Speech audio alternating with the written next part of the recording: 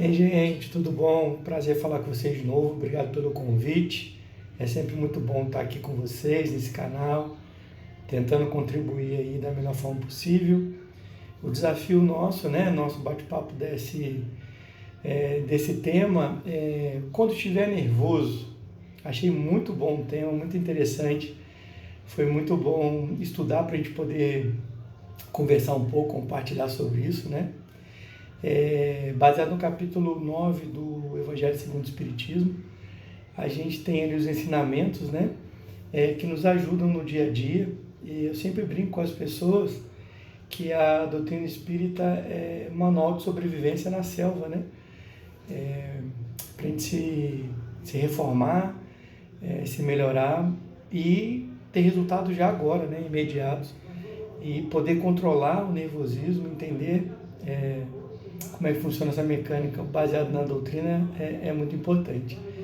E a gente vive num mundo de desafios, né, de permanência, de uma constante dinâmica de desafios, de vencer ciclos, adversidades, né? E o nervosismo acontece, né? Surge um elemento muito natural, a gente não precisa nem explicar, acho que todo mundo percebe e sente em si, né? E às vezes ele é resposta equivocada diante de um desafio, né? De um nervoso, de uma mudança de ciclo. Diante das dificuldades que enfrentamos, a gente tem como resposta o nervosismo. O Evangelho segundo o Espiritismo ensina que o controle das emoções, né, acontece para o nosso progresso emocional. Jesus, o maior modelo de serenidade, ele colocou, né, aprendei de mim, que sou manso e humilde de coração, encontrareis descanso para vossas almas. Está em Mateus, né, 11:29. Para a gente contextualizar um pouco, o capítulo 9 do Evangelho segundo o Espiritismo, bem-aventurados os mansos e pacíficos, né? A importância de cultivar em nós a brandura, o autocontrole, a mansidão. A resposta em mansidão, muitas pessoas acham, no início do estudo, né? Quando a gente pensa em mansidão, parece que a gente vai se submeter. E na verdade a paz, a mansidão são forças estruturais interiores que nos ajudam a enfrentar e a viver uma vida mais plena e melhor, né? Então a mansidão, ela não é uma passividade, pelo contrário, ela é uma força espiritual que motiva nós mesmos para que a gente possa vencer aí, principalmente, o tema de hoje, né, que é o nervosismo. Os espíritos protetores nesse livro, né, colocam a calma nas lutas da vida é sempre sinal de superioridade moral e fé no poder de Deus. E é muito isso, né? Quando a gente tem calma para enfrentar, a gente pensa melhor, a gente reflete, tem melhores respostas. E é sempre sinal de superioridade moral aquele que, diante das adversidades, se mantém calmo, uma postura confiante. Isso é processo de fé, porque se você confia plenamente que tudo que acontece é para o seu melhor, que Deus é Pai de amor, então você confia no processo. É lógico que não é uma permissividade, né? Pelo contrário, é muita força espiritual para ter calma e serenidade para fazer as melhores escolhas, né? É um processo de sabedoria, de discernimento. Segundo a doutrina, né, o nervosismo tem as raízes aonde, né? Por que nós temos a resposta do nervosismo frente às nossas diversidades, dificuldades da vida, né? Normalmente não. As raízes do nervosismo, elas se encontram no orgulho, na impaciência, na dificuldade de lidar com contrariedades. A frustração diante de circunstâncias e situações nos levam a ter nervosismo, a reagir de forma equivocada, né? Paulo de Tarso, né, lembra: nada façais por contenda ou por vanglória, mas por humildade. Cada um considere os outros superiores a si mesmo. Filipenses 2:3. Quando você está frente à expectativa, principalmente com relação às demandas de relacionamento, de enfrentamento com relação aos conflitos que envolvem pessoas, trabalho, família, relação afetiva,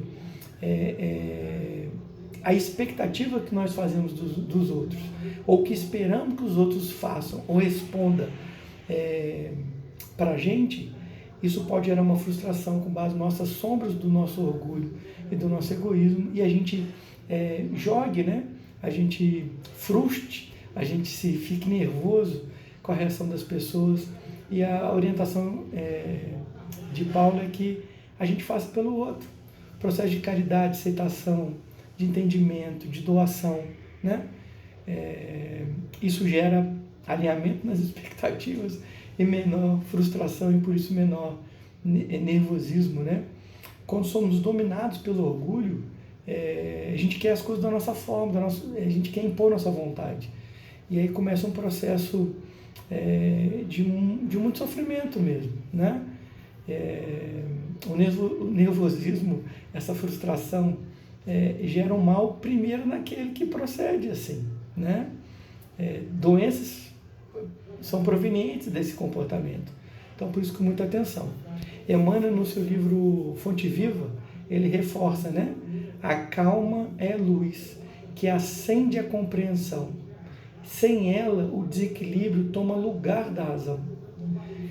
Então, a calma, a serenidade, você entender quem você é, qual o contexto que está acontecendo, o que você está vivendo, qual é o ciclo, né? Aceitar as circunstâncias da vida, compreender essas circunstâncias. Se a gente perder isso, a gente perde a razão, né? A gente sai do campo do nosso controle e entrega esse controle, por vezes, para influências que nós sabemos que podem não ser positivas, né? Então, por isso, essa vigilância é muito importante. E quais seriam essas consequências, né?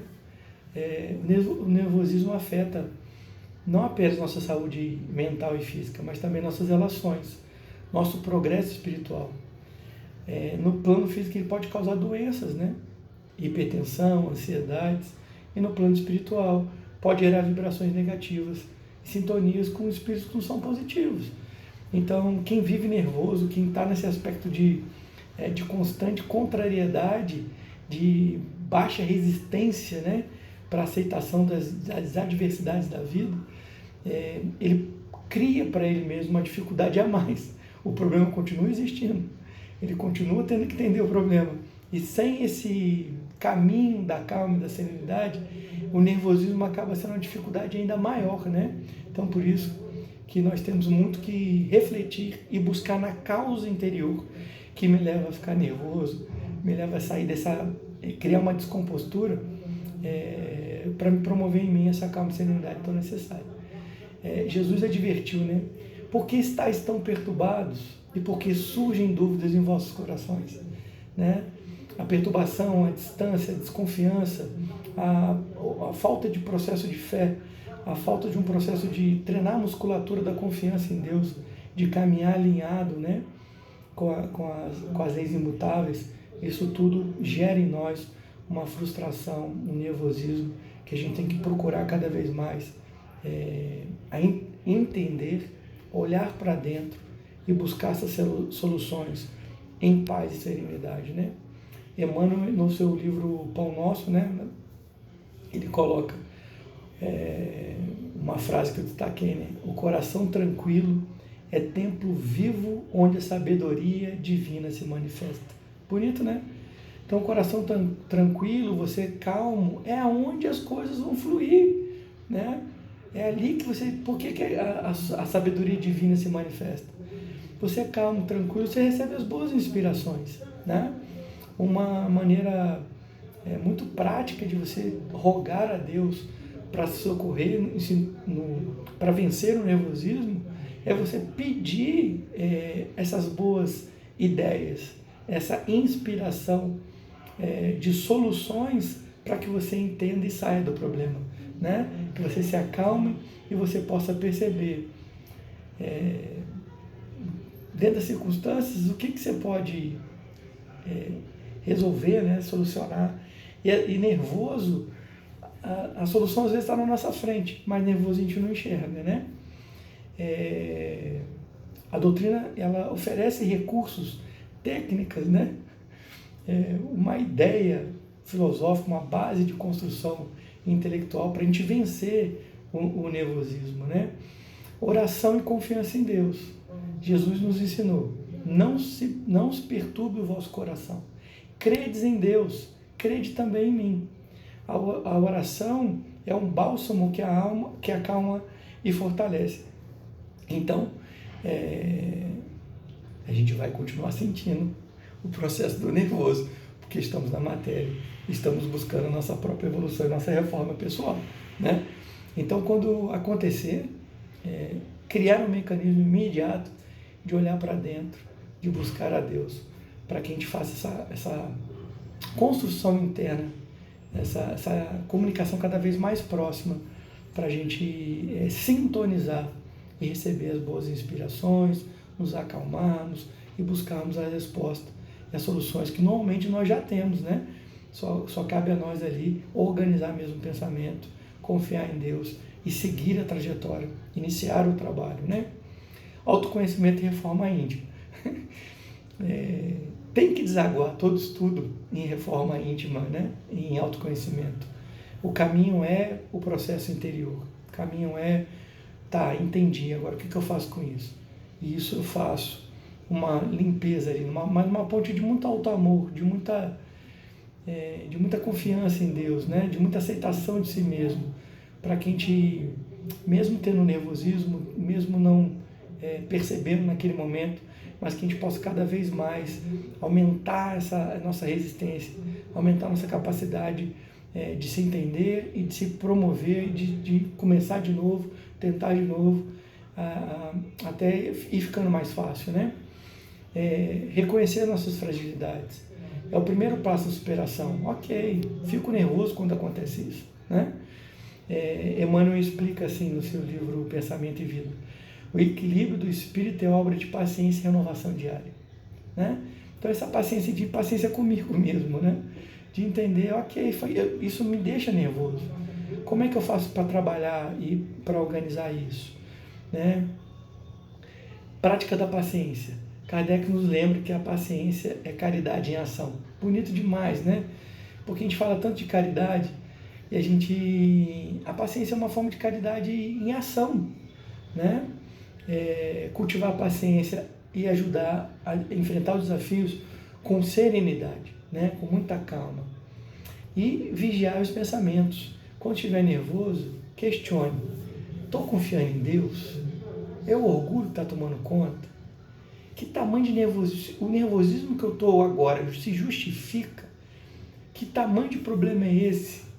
Eu só não achei a solução, né? Vou me acalmar para buscar essa solução. Que solução seria essa? Né? Usar desses recursos, né? E para a gente finalizar, refletindo cada vez mais nas palavras de Jesus, né? Ele disse para a gente: no mundo tereis aflições, mas tende bom ânimo, eu venci o mundo. Então é essa prática, né? A gente vai entender a questão do nervosismo e da prática de você se melhorar. Não quer dizer que você não vai viver a experiência. Você vai viver, claro. Você vai ter momentos novamente de nervosismo. Mesmo que você supere alguns, vão surgir novos. Então, assim, é esse processo constante de buscar essa renovação e que a gente não desanime jamais, né? O nosso processo, o fim não é material. Nosso fim é espiritual, né? Então, ter essa clareza de que nós vamos cada vez mais se melhorar para atingir o propósito de Deus, e o caminho para isso é Jesus. Então, o GPS da minha conduta é Jesus. Para que possamos esperar no seu exemplo, buscando cada vez calma e confiança, Ele nos ensina: a paz não é a ausência de lutas, mas a certeza de que Deus está no consolo conosco em cada batalha. Então, ter paz, não ficar nervoso, não é porque não está tendo desafio. É que apesar do desafio, eu tenho a certeza de que Deus está comigo. Então eu vou enfrentar o desafio com uma base, com o apoio necessário para que eu saia vitorioso espiritualmente das minhas batalhas. Não é ausência de luta, né? A gente não nessa vida material não é um desejo real, organizado, de desejar a ausência de lutas, né? É que nas lutas nós tenhamos calma, serenidade, paz, para a gente entender, recebendo as boas inspirações divinas, para que a gente consiga vencer quem somos e as batalhas mesmo, os desafios materiais, né? A paz começa dentro de nós. Então, diante do nervosismo, o contra-argumento, o remédio para essa ação, para essa causa, com certeza é a paz interior. Muito agradecido mais uma vez pela oportunidade. Espero ter contribuído.